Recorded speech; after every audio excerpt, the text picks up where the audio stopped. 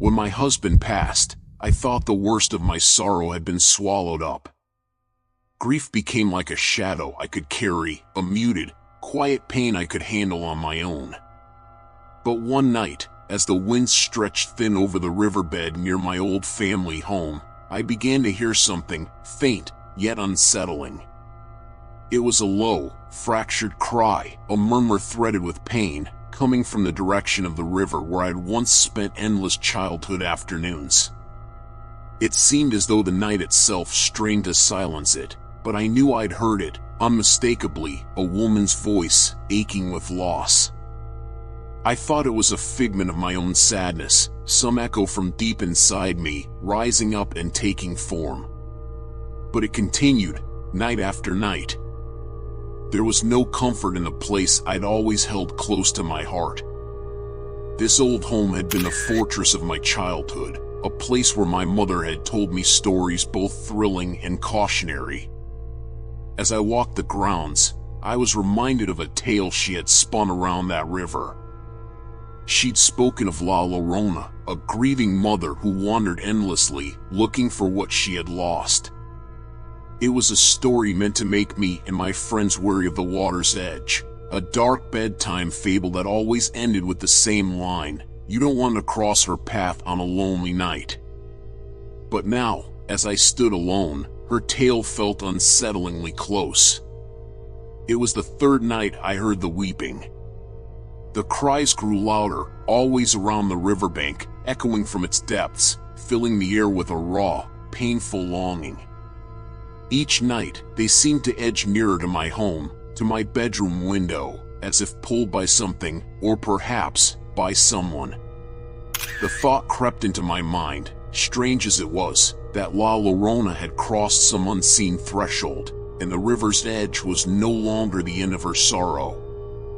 Sleep became a strange form of torment, a drift between fitful dreams and the relentless sound of sorrow. It was as if the cry had sunk into the walls, filling every crevice with the weight of her anguish.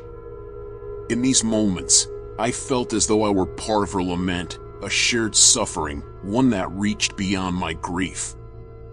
On the fourth night, I dared myself to walk toward the river, telling myself it was nothing, just the residue of old memories and too many sleepless nights. But as I stepped closer, a cold, strange anticipation prickled over me, and I could almost sense a presence. The river glistened darkly under the thin light of the moon. I stopped at its edge, feeling a pulse in the water, something ancient and untamed.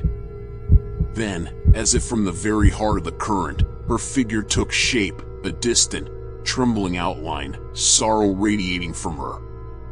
She wasn't just a story now, she was flesh and form. And as her silhouette grew sharper against the night, I felt an inexplicable urge to go closer, to reach out to this woman whose pain mirrored my own. Her voice trembled through the night air, as though calling out to me. I knew the story. I knew what she wanted. But in that moment, the legends faded into something much more personal, a shared wound, as if she was asking me to help reclaim what we had both lost. I avoided the river for days after that night. I kept to the house, convincing myself I'd imagined it all, a cruel trick of memory and sleeplessness. But when evening came, I found myself standing by the window, looking out over the fields that sloped down to the water. The house felt hollow, as if waiting for her lament to fill it again. Each evening, the sorrow seeped back in, threading itself into my silence. On the fifth night, I heard the cry again. This time, it seemed closer, as though she drifted upriver, inching toward me, seeking me out.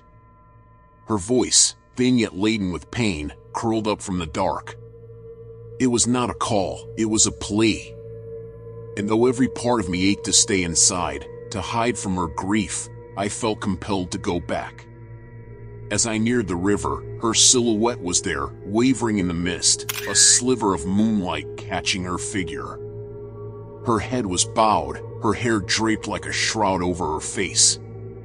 She looked more like a shadow than a woman, but there was an unmistakable humanity in her posture.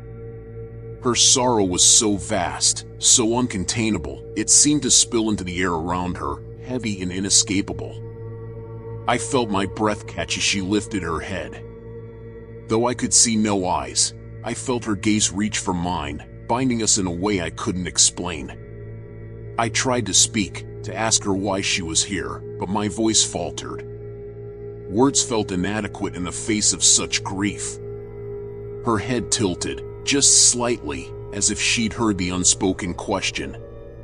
She raised a hand, her fingers trembling, reaching toward the water's edge, beckoning me to come closer.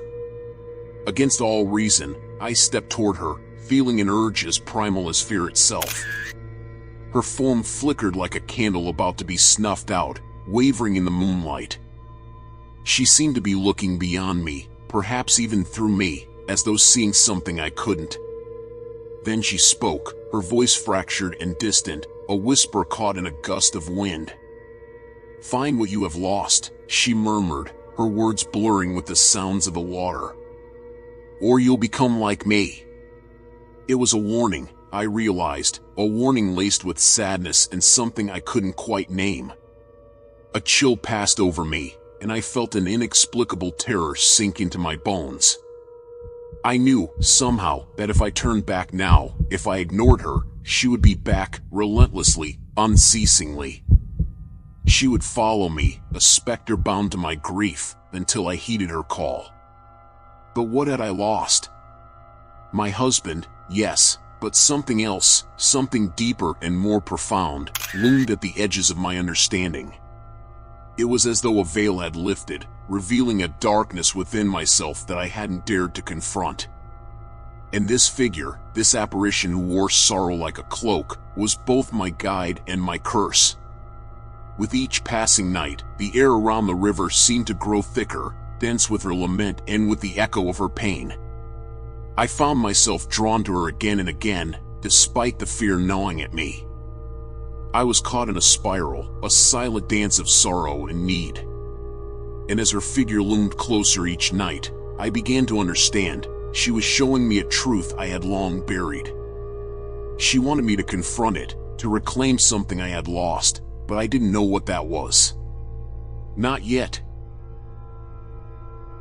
I kept to my room in the days that followed, wrestling with the growing unease that seemed to cling to every corner of my house. The air felt oppressive, thick with an anticipation that had no name. I'd once thought of this place as a sanctuary, but now the walls seemed to echo with sounds that weren't mine. Every creak and sigh of the house pressed on me, a subtle yet persistent reminder that she was out there, waiting. Each night, as darkness slipped into the valley, I felt the pull, an unspoken invitation. By the 8th night, I could no longer resist. I felt as though I was moving under a spell, following some invisible thread that led me down to the river's edge, where she stood, waiting. Her figure looked more solid, more real now, like she had crossed some threshold between her world and mine. I felt her presence in a way that went beyond sight, a weight pressing on my chest, constricting my breath. She seemed to hover above the ground, just barely touching the earth, as though she was caught between two worlds, bound to neither. "What have you come for?" I found myself whispering, though I hardly expected an answer. To my surprise, her head turned slowly, her face veiled by shadow and wisps of long, tangled hair. Her eyes, dark and fathomless, caught mine, and in them, I saw not just sorrow, but a fierce, unyielding hunger, a longing that went beyond life, beyond death. She raised her arm, pointing toward the river, her thin finger tracing an invisible path over the dark surface. And then, in a voice low and frayed with despair, she spoke. "They are lost to me," she said, her tone aching with a pain that felt bottomless. "But there's still time. Don't let them be taken." A surge of dread pulsed through me, cold and visceral. It wasn't just my husband she was speaking of, I could sense that now. She was warning me of something else, something that loomed just out of sight, waiting for me to let my guard down. As she faded back into the night, her presence lingered, a bitter reminder that her warning was not one to be ignored. I walked back to the house, her words replaying in my mind like a broken record, and each time they grew sharper, clearer. Over the following days, her presence never left me. I saw her in my dreams, always by the river, her hand outstretched, beckoning me closer. And in those dreams, the water became darker, a churning abyss that swallowed everything it touched. I woke each morning with the taste of river water on my lips, feeling as though I had crossed a boundary I didn't understand. On the 10th night, the house felt stifling. I needed to breathe, to clear my mind, to escape the constant grip of her voice. I stepped outside, letting the cold night air settle over me, grounding me. But as I looked out over the fields, I saw her again, a dark figure standing by the river, her gaze fixed on the house. And then I understood, she would never leave. Not until I did as she asked. Not until I found what I had lost. The following day, I felt an unease that gnawed at me, tugging at my thoughts, pulling me back to the river where she waited. The river itself seemed to hold her spirit now, as if her sorrow had seeped into the water, saturating it with a grief so deep it was nearly tangible. I could no longer ignore the feeling that I was walking between two worlds, the living in whatever shadowed realm she belonged to. I wandered through the house, each room carrying memories that felt more distant with each passing hour. My husband's absence seemed heavier here, his laughter and warmth somehow trapped in the walls, yet unreachable. The air felt thick, as if the house itself was grieving with me, joining in the silent mourning. As night fell, the pull became unbearable. I knew I would find her there again, by the river, waiting for me to heed her warning. I took a lantern with me this time, clutching it tightly as I walked down the familiar path to the water's edge. The light flickered, casting long shadows that twisted and merged with the trees, making the path seem unfamiliar, even treacherous. And there she was, La Llorona, standing by the water, her figure as still as a statue, only her hair moving with the slight breeze that stirred the air. Her gaze was fixed on the river, but as I approached, her head turned slowly, her hollow eyes meeting mine. There was a flicker of recognition there, as if she knew me in some ancient, unspoken way. For a long moment, we stood in silence. It was she who broke it, her voice carrying the weight of 1,000 sorrows. "You understand now," she whispered, her words a soft murmur against the rippling water. "You know what it means to lose." Her words settled over me like a shroud. Yes, I knew what loss felt like, what it meant to wake up each day with an emptiness that nothing could fill. But there was something else in her gaze, something beyond loss, a warning. I felt it as surely as I felt the cold air around me. "Why have you come to me?" I asked, my voice trembling. La Llorona's face softened, her sorrowful eyes narrowing as if she were choosing her words carefully. "Because you are like me," she said finally, her voice thick with despair.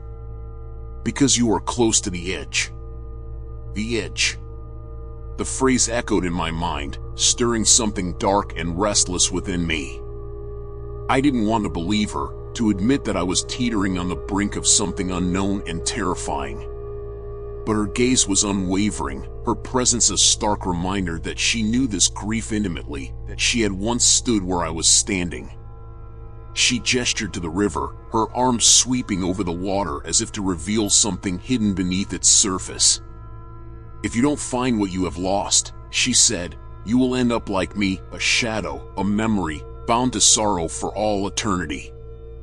Her words wrapped around me like chains, pulling me deeper into the weight of my own grief.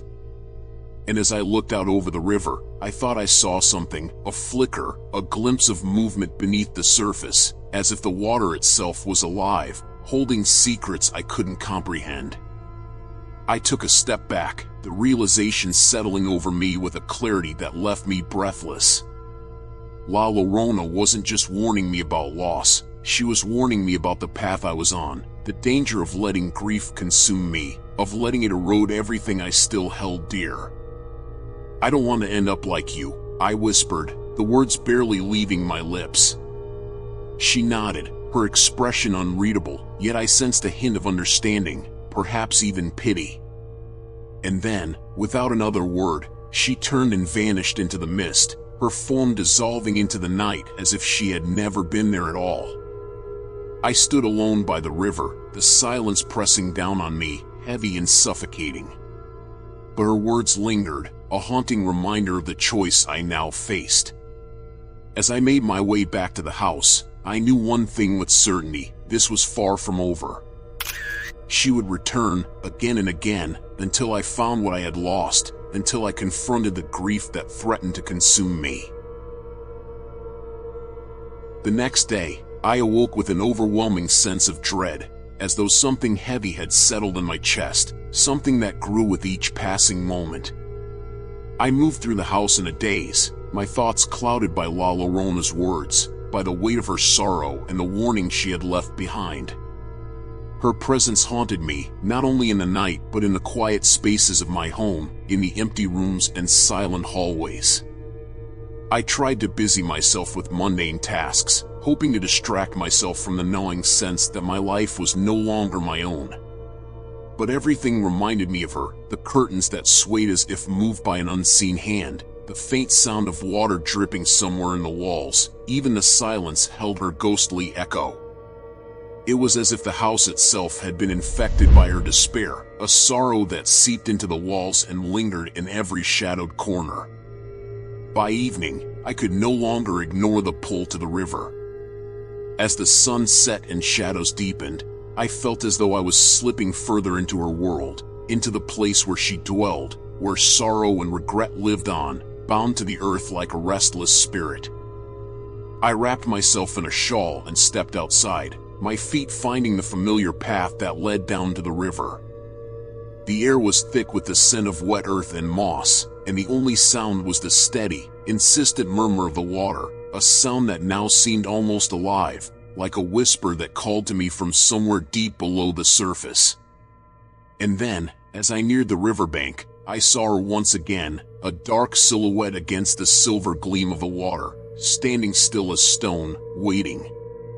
Her gaze was fixed on the river, her head bowed in a posture of endless grief, and for a moment, I wondered if she even noticed my presence.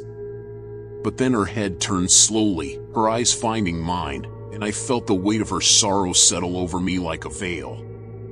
There was something different about her this time, something that made her seem more real, more solid, as though she were slowly crossing over into my world, step by step, night by night. "La Llorona," I whispered, the name slipping from my lips before I could stop myself. She nodded, her expression grave, her eyes dark and hollow. "Do you see it yet?" she asked, her voice low, almost a murmur, as though she were afraid the river might overhear. "Do you see what you are becoming?" Her words struck me with a cold clarity, and for a moment, I couldn't breathe. I understood then that she was not simply a specter, a figment of legend, but a reflection, a mirror that showed me the path I was on, the way my own grief had twisted and consumed me, just as it had consumed her. "What do you want from me?" I asked, my voice trembling.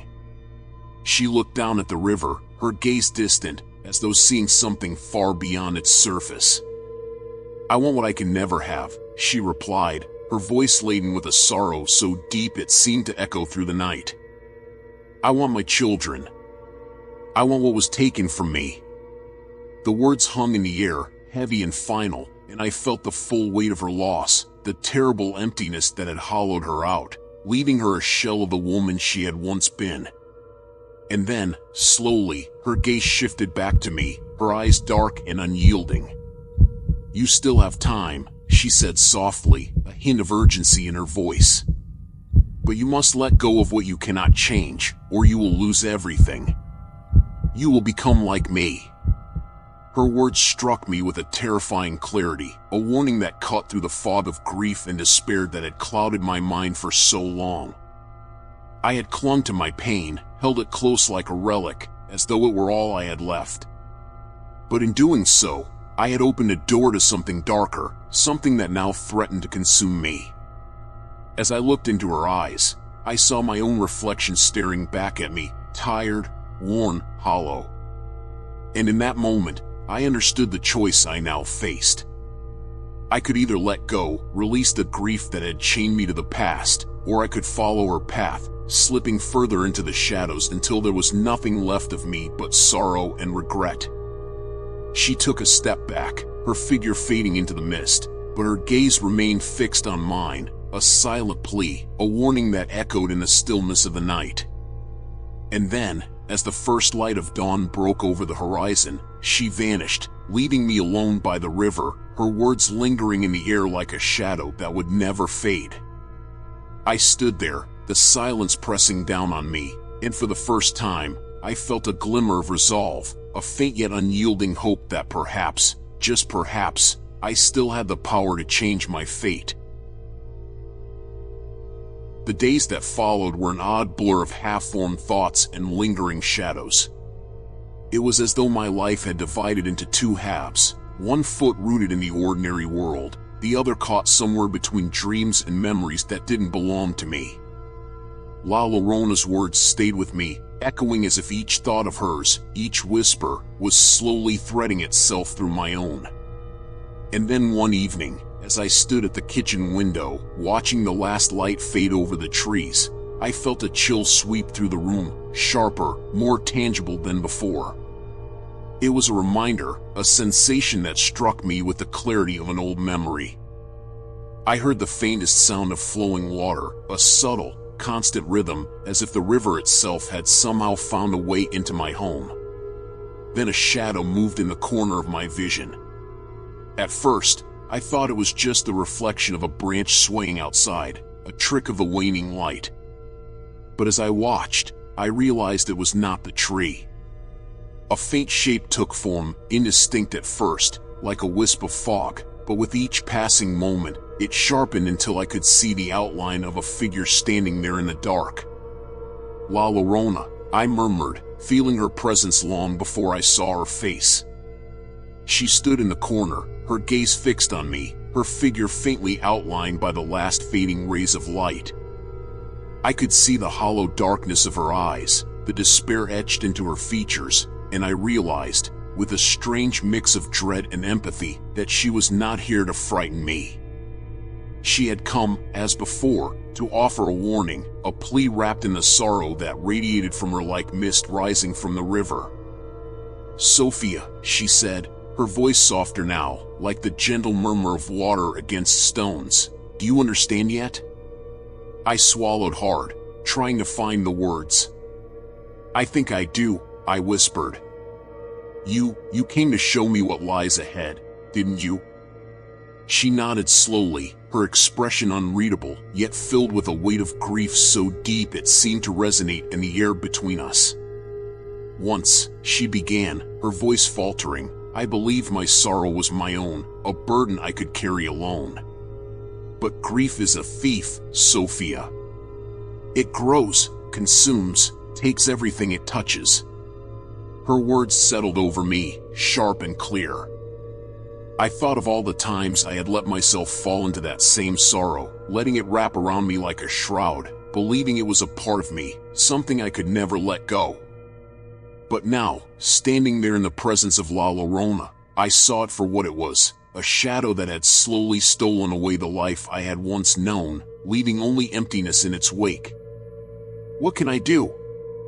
I asked, my voice trembling.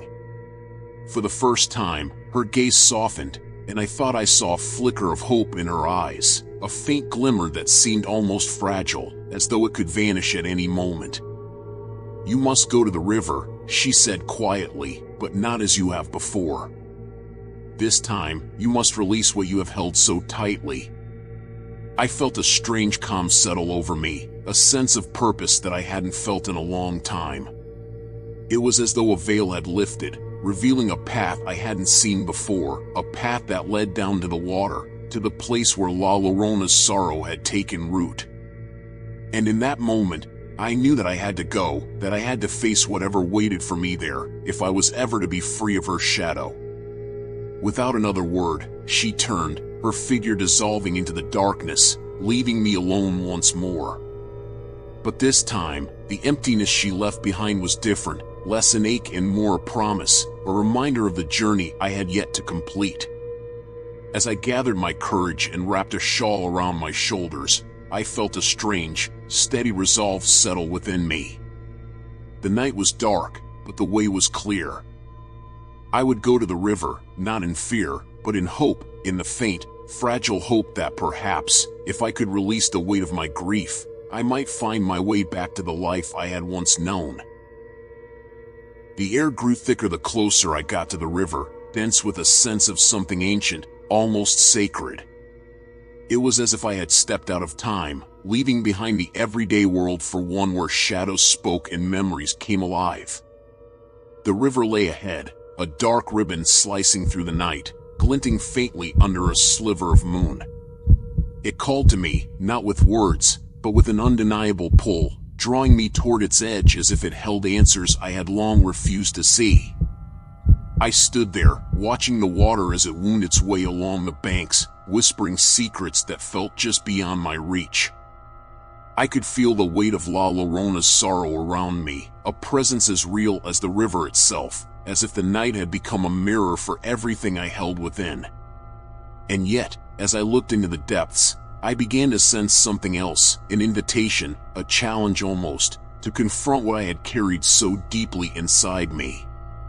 Taking a step closer, I knelt by the bank, my fingers grazing the surface of the water, feeling the chill seep through my skin. It felt like a thread connecting me to something long buried, a memory that trembled just beneath the surface, waiting to be released. I closed my eyes, letting the sounds of the river surround me, letting myself sink into the silence until it seemed that there was no difference between my grief and the night, between my loss and La Llorona's lament. And then, as if an answer, I heard it, a low, keening cry that seemed to rise from the depths of the water, a sound that filled the air with a longing so profound it felt as though the river itself had begun to mourn. It was La Llorona's voice, echoing through the night, but it was also my own, a reflection of everything I had kept hidden, everything I had refused to let go.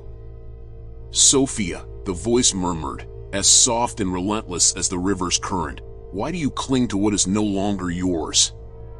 Her question lingered, reverberating in the dark, demanding an answer I was not sure I could give. But as I stood there, staring into the depths, a memory surfaced, clear and sharp, a moment from years ago, just after I had lost him. I had been standing at this very spot, watching the water as if it could somehow hold him, keep him alive within its depths. And in that instant, I realized that I had never left. I had been holding on to that memory, that moment, as if letting go would erase everything we had shared. I was afraid, I whispered, the words barely forming, my voice fragile yet certain, afraid that if I let go, he would vanish, that I would be alone. As the words left my lips, I felt a shift, a release, as if a weight I hadn't known I was carrying had finally begun to lift. The river's murmur softened, growing gentler, as though it, too, was offering comfort, a quiet reassurance that I was not alone, that I never had been. For a long moment, I stood there, letting the silence settle, feeling an unexpected lightness as the night wrapped around me like a cloak. I looked out over the water, feeling, for the first time, not the ache of loss, but a strange, fragile peace. And in that moment, I knew that I had finally accepted La Llorona's gift, that I had, in some way, reclaimed what I had thought lost. I turned to leave, but just as I stepped away from the bank, I caught a glimpse of something, a figure, faint and translucent, standing on the opposite shore. It was her, La Llorona, her gaze fixed on me, her expression softened, as if in approval. For the first time, she did not seem bound by sorrow, but free, her figure shimmering in the moonlight like a faint promise. And then, as swiftly as she had appeared, she was gone, leaving only the quiet murmur of the river behind. I took a deep breath, feeling the night stretch out before me, wide and open, filled with a peace that had long eluded me. I knew, as I walked back toward home, that I had not only left a part of myself behind by the river, but that I had found something new, a hope, fragile yet resilient, as steady as the flow of the water. In the days that followed, I found myself drifting through routines with a strange clarity, like I had been granted permission to feel the weight of my own life again. I saw traces of light where once there had only been shadows, moments of calm where before there had been an aching emptiness. Still, at times, La Llorona's presence lingered at the edges of my mind, her sorrowful gaze echoing in the quiet corners of my home, in the rhythmic creak of floorboards at night, and in the faint rustle of leaves outside my window. One evening, as twilight gathered, I found myself unable to resist the river's call. It was as if it had become a second home, a place of understanding and memory, a refuge. I followed the winding path to the riverbank, breathing in the cool air as the world turned dusky and familiar.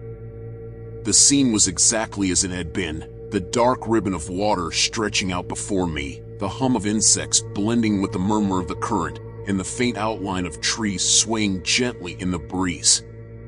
But as I stood there, a quiet unease crept in, something darker lurking beneath the surface. The river seemed deeper, as though it held secrets even I hadn't dared to uncover. I felt a tightening in my chest, an unsettling awareness that I was no longer alone. Shadows stretched across the water, and with them, a figure took form. She was standing there, pale and silent, her long hair draped over her shoulders, eyes hollow yet focused, as if searching for something only I could give. La Llorona. But this time, she seemed different, more insistent, her presence sharp and immediate. Her sorrow wasn't a distant cry anymore, it was real, raw, filling the night air with a palpable heaviness. "Sofia," she said, her voice like a whisper threaded with grief, yet also with something that felt dangerously close to anger. "You came back." Her gaze bore into me, pinning me in place. The river felt colder, deeper, as if it were pulling me toward her, urging me to listen to what I had yet to understand. I wanted to speak, to tell her that I had come to find peace, that I had let go. But the words wouldn't come. Instead, I stood frozen, held by her stare, feeling the edges of her sorrow pressing in on me, as though I had somehow wronged her. "What do you want from me?" I finally managed to say, my voice trembling against the silence.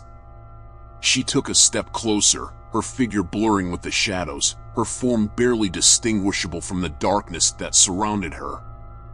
There was no pity in her gaze now, no mercy, only a raw, unfiltered demand. "You are not finished," she murmured, her voice reverberating in the night. "You have taken my sorrow, but you have not given me yours." A chill ran through me, a deep, hollow ache that felt like a wound being reopened. Her words resonated within me, stirring up memories I had tried so hard to bury.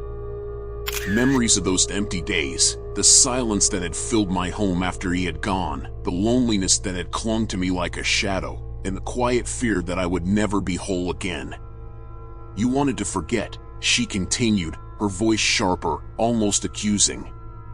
"You wanted to leave your pain by the river, to let it be carried away by the water. But that is not how sorrow works, Sofia.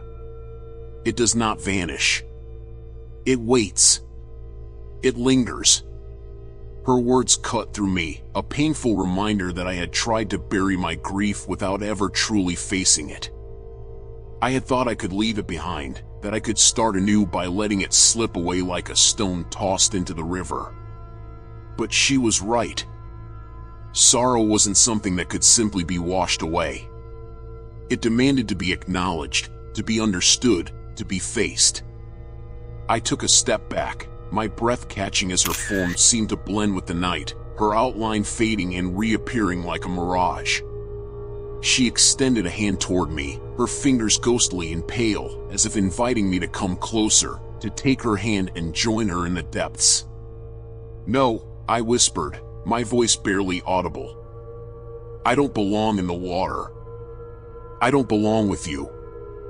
For a moment, her gaze softened, a flicker of understanding in her hollow eyes, as if she recognized something within me, something she had once felt herself. But then, just as quickly, the sorrow returned, more potent, more desperate, as if she could not let go of what had bound her to the river. With a final, haunting look, she stepped back into the shadows, her figure dissolving into the darkness, leaving only the faint ripple of water where she had stood. I remained there, breathing heavily, feeling the night settle around me like a shroud. The river stretched out before me, calm and indifferent, carrying the echoes of her sorrow far downstream. As I turned to leave, I realized that I had not escaped her presence, nor had I truly left my grief behind. It lingered still, a quiet reminder of what I had lost, of what I had yet to face. And as I walked away from the river, I knew that the journey was not yet over. La Llorona had shown me the depths of sorrow, but it was up to me to find my way back to the surface. In the days following that night at the river, my mind felt strangely alert, almost fragile, like a glass teetering on the edge of a table. I moved through my routines with a quiet detachment, watching myself like an observer. La Llorona's words, her piercing stare, haunted me, her accusation echoing in the stillness of my home. She had called to something deep inside me, a shadow I'd long ignored. But now, I could feel it there, waiting, demanding to be faced. One night, when I could no longer bear the silence, I decided to go through my husband's belongings. I'd kept his things in boxes, hidden away in a closet, hoping that by tucking them out of sight, I could somehow avoid confronting my own grief. The boxes held memories I'd wanted to forget, relics of a life I was no longer part of. And yet, tonight, I felt compelled to open them, as though something in me needed to unearth what I had buried. As I lifted the first lid, a faint scent drifted out, a mixture of his cologne and the faint, stale smell of old fabric. Inside were small mementos, photographs, letters, ticket stubs from the trips we'd taken together. Each item seemed to hold a piece of him, fragments of the life we'd shared. I traced my fingers over the worn edges of a photograph, my mind drifting back to that day, the laughter, the sunlight on his face. For a brief moment, it felt like he was here, close enough to touch, to speak to. But then the moment faded, and all that was left was an ache, a reminder of what was gone. I pulled out a small, worn journal I'd forgotten about entirely. Flipping through its pages, I recognized his handwriting, the slanted, careful lines he'd used. He'd written about ordinary things, his thoughts on our new house, his hopes for the future, his excitement over the smallest of details in our lives. But near the end of the journal, his writing grew different, more hesitant, as though he had sensed something he hadn't wanted to acknowledge. In one entry, I found words that made my breath catch. "Sometimes, I feel as if something follows me, some shadow I can't shake. I hear it in the quiet moments, when the house settles, when I'm alone at night. It's as if there's a presence that doesn't belong to me, something watching, waiting." A shiver ran down my spine as I read those words, and I felt a strange connection to the quiet dread he had described. It was the same unease that had settled over me since La Llorona's appearance, a feeling of being tethered to something beyond understanding. I read the passage over and over, trying to decipher his meaning. Had he felt her presence too? Had she come to him as she had come to me, haunting him with unspoken sorrows? A sound pulled me from my thoughts, a faint, almost imperceptible whisper that seemed to drift through the room. My heart raced as I strained to hear, the sound coming from just outside my window. I set the journal down, moving slowly to the window, my eyes scanning the darkness outside. For a moment, I thought I saw something, a shadow, a flicker of movement by the river, just at the edge of my vision. I pressed my hand against the glass, staring into the night, the dim outline of the river barely visible. The darkness seemed to breathe, pulsing with something I couldn't name, a presence that felt both familiar and foreign. And then, just as suddenly as it had appeared, the shadow was gone, leaving only the quiet rustle of leaves in its wake. I pulled away from the window, my pulse still racing, the air thick with a sense of anticipation. It was as though the night itself was holding its breath, waiting for something to happen, for something to be revealed. I looked back at the journal, the words blurring as a sense of dread settled over me. Had La Llorona's sorrow somehow reached him too, long before she had come to me? Had she been there, lurking in the quiet moments of our lives, an invisible presence that had seeped into our home, our minds? I closed the journal, feeling a strange mixture of grief and unease, a sense that the past was not as distant as I had once believed. The night stretched on, heavy with memories and questions I had no answers to, and I knew that sleep would not come easily. La Llorona had called to me, shown me the depths of sorrow, but now, it seemed, she had unearthed something even deeper, a secret that I had yet to understand. And as I lay there, listening to the quiet hum of the night, I couldn't shake the feeling that the answers were waiting for me, hidden in the darkness, in the silent spaces between memory and loss, where shadows held their own secrets, and sorrow lingered, unspoken. The days that followed felt like wading through fog, a thick haze that clung to my thoughts, clouding my mind. I returned to the river every evening, drawn by something I couldn't name, as though La Llorona's sorrow was a thread binding me to her. With each visit, I felt my grip on reality loosening, as if the boundary between her world and mine was dissolving, slipping away with the quiet flow of water. One evening, as I approached the familiar bank, I noticed the river seemed different. The water, usually clear and calm, now looked murky, like it was hiding something beneath its surface. Shadows moved in the depths, twisting in unnatural ways, and the sight of it filled me with a sudden, inexplicable fear. Yet, despite that fear, I couldn't turn away. Some force compelled me to draw closer, to step right up to the water's edge. And then, in the fading light, I saw her. La Llorona stood just beyond the river's edge, shrouded in mist, her figure hazy and indistinct. Her face was obscured, but her form carried an unmistakable weight, an aura of sorrow that hung around her like a veil. Her posture was hunched, defeated, and she held something in her hands, a small bundle wrapped tightly in cloth. I watched, entranced, as she lifted the bundle and cradled it against her chest, her body rocking gently back and forth. Her movements were slow, almost reverent, and a quiet murmur escaped her lips, a song or lullaby in a language I didn't understand.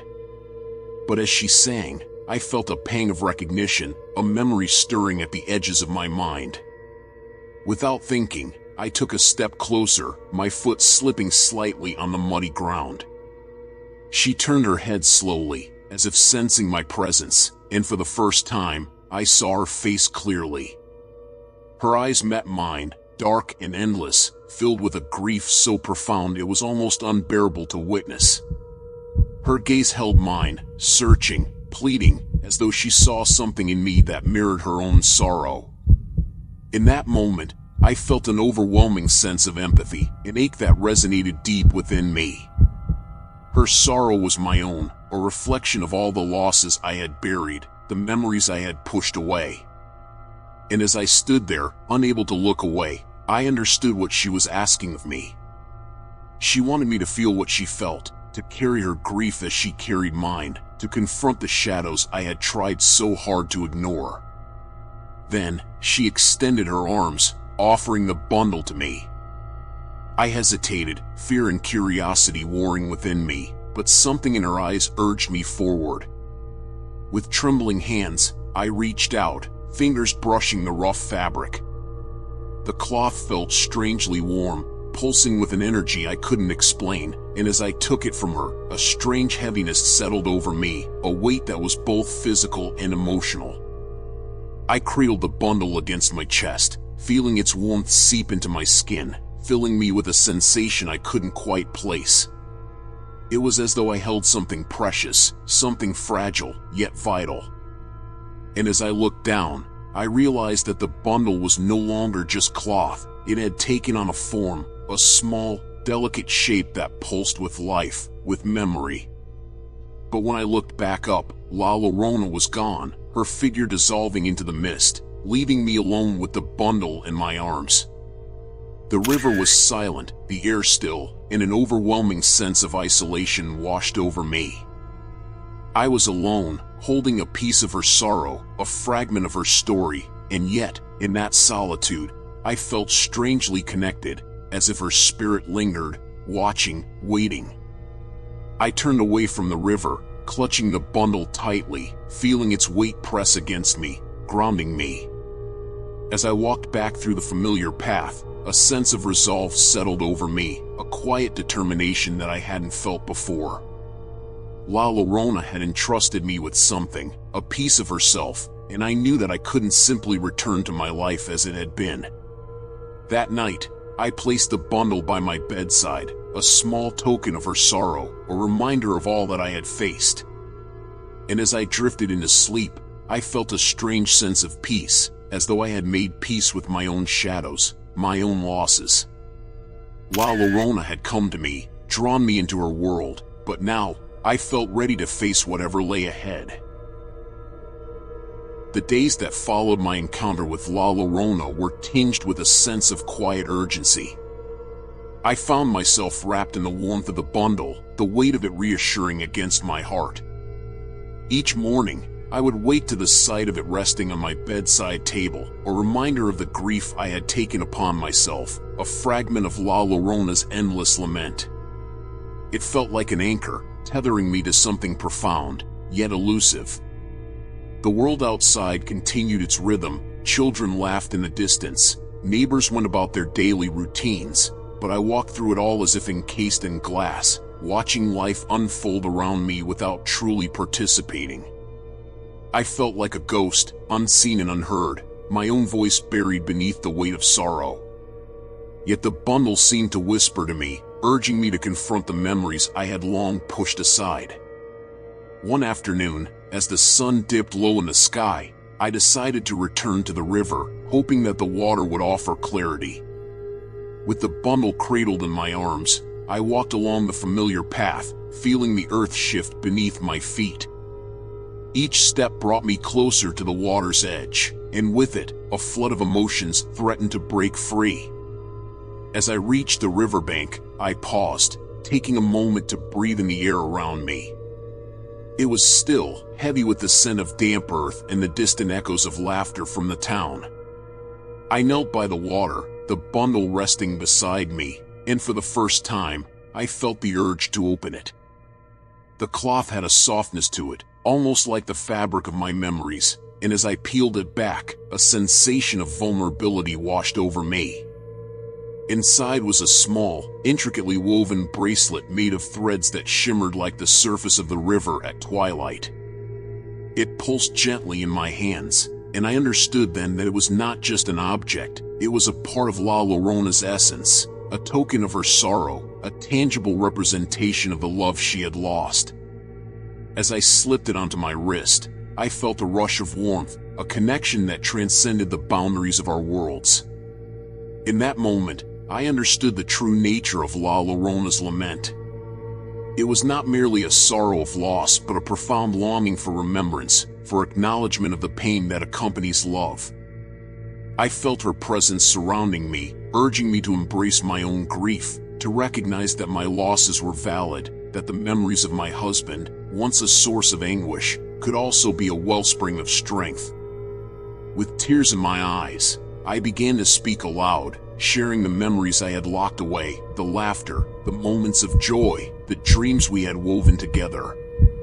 Each word felt like a release, a catharsis that broke the hold of silence that had suffocated me for too long. As I spoke, the river seemed to respond, the gentle ripples reflecting the shimmering light of the setting sun, as if acknowledging my pain. I looked up to see the sun dipping below the horizon, casting a warm glow over the landscape. In that fading light, I felt a sense of peace wash over me. La Llorona had come into my life not to instill fear, but to guide me toward acceptance. I had faced the shadows of my past, and in doing so, I felt lighter, as if the weight I had carried was slowly lifting. The following days were filled with a renewed sense of purpose. I began to share my story with others, to speak openly about my experiences, the pain of loss, and the beauty of remembrance. The bracelet became my talisman, a reminder that grief, while heavy, could also be a bridge connecting us to those we loved. I wore it daily, and with each passing moment, it became a part of me, a thread in the fabric of my life. The river, once a source of fear and sorrow, transformed into a sanctuary. I would sit by its banks, listening to the gentle lapping of the water against the shore, feeling La Llorona's presence as a comforting embrace rather than a haunting specter. In sharing my experience, I found community among others who had faced their own losses, and together, we wove a tapestry of understanding and support. One evening, as I returned home, I noticed the sky ablaze with hues of orange and pink. It was as if the world itself was celebrating the beauty of life and memory.